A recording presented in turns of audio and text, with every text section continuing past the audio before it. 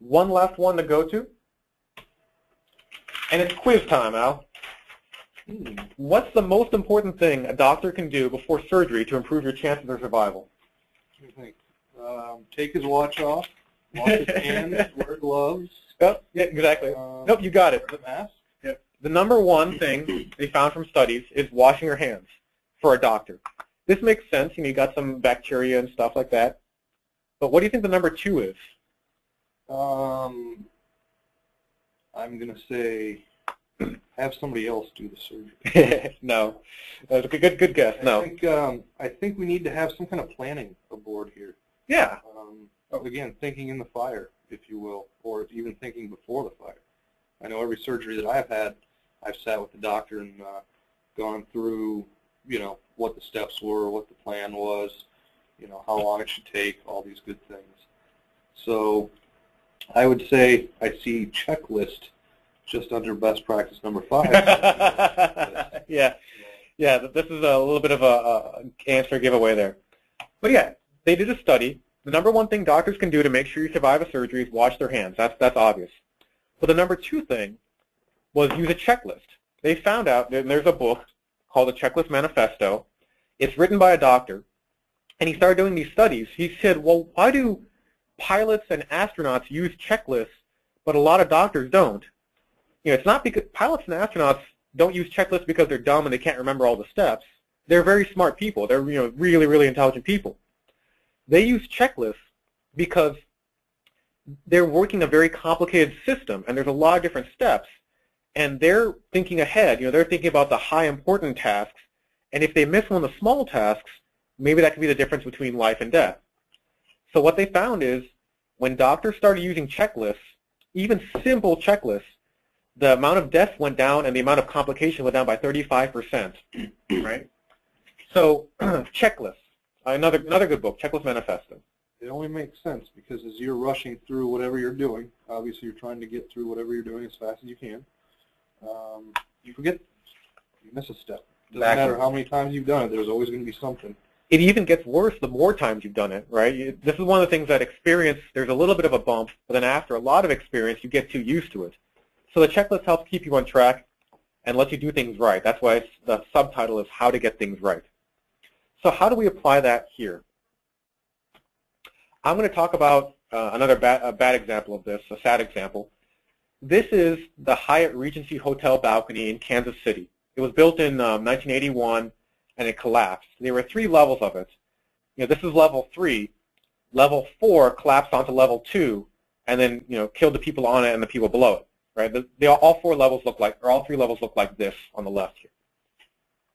So what happened in that case? And I presented this at a SolidWorks user group too. So if anyone was there at that user group, don't spoil the ending. This actually turns out to be very simple to model in SolidWorks. I kind of guessed on some of the dimensions, but this is the basic idea.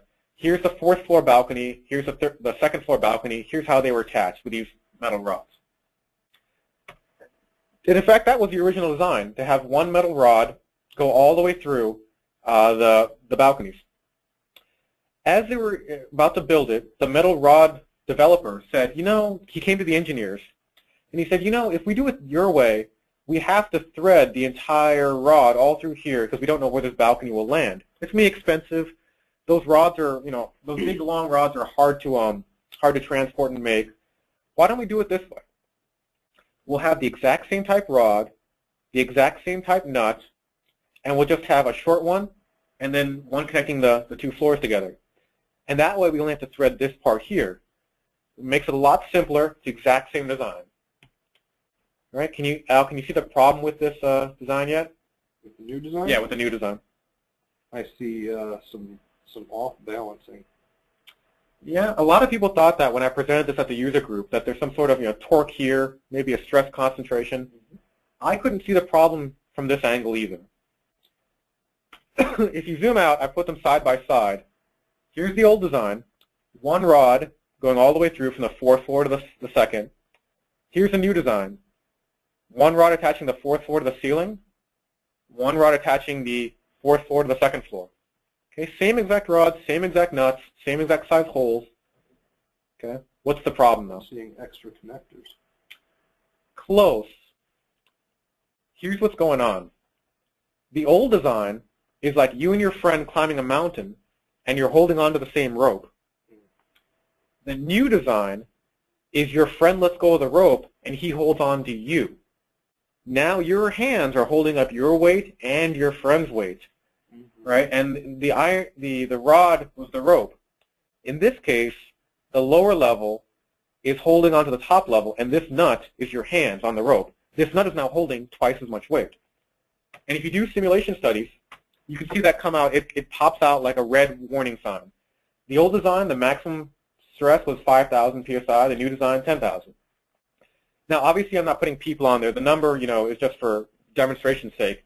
I didn't put any people on there, and I didn't make it the right length. But you can see right away the number jumped up by 2.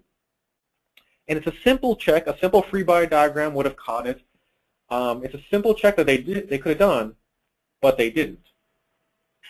All right? So what's the point here? When you guys are venturing into that blue ocean, when you guys are making those new iterations, have a list of things you want to check every iteration, just to make sure you don't miss anything. Not because you're bad engineers, but just to make sure you don't miss anything, just like astronauts and pilots. You may want to check maximum stress under load, maximum deflection. For you electronics guys, check your maximum steady state temperature. You don't want these parts burning your user's hands if the electronics get too hot. Maybe check the fatigue life. And in fact, these are all things that you can set up sensors for in SOLIDWORKS, and the system can check for you. The system can check every iteration just to keep you honest, right? Why is that good? How does that tie back into making a profit and doing things well? Well, this is the Cooper rework cycle, they call it. And this has a high correlation on what projects succeed and what projects fail. You start off with amount of work to be done, and then there's a gate. These little triangles are a gate. Depending on how much productivity you throw at it and how many staff you throw at it, work moves through that gate into stuff that's really done, but you also may find some undiscovered rework, some problems you didn't know about. You have another conference, another engineering conference to gate that, and it makes a batch of known rework, and you put that back in the top of the funnel to start working it. Okay? So this is a typical process, a good way to look at it. And Al, what do you think the critical box here is? Which one of these is the project killer? Undiscovered rework is my guess. Exactly. Yep. I was at a presentation, a couple of weeks ago. A guy who focuses on innovation in engineering companies says that undiscovered rework is a project killer. The stuff that you didn't know you had to do, right? And the earlier you find out about that, the quicker you move through the cycle, the less rework there is. That's why the checklist is important. The checklist helps you find those problems in early iterations, not waiting for the late iterations. All right, make sense? Mm-hmm.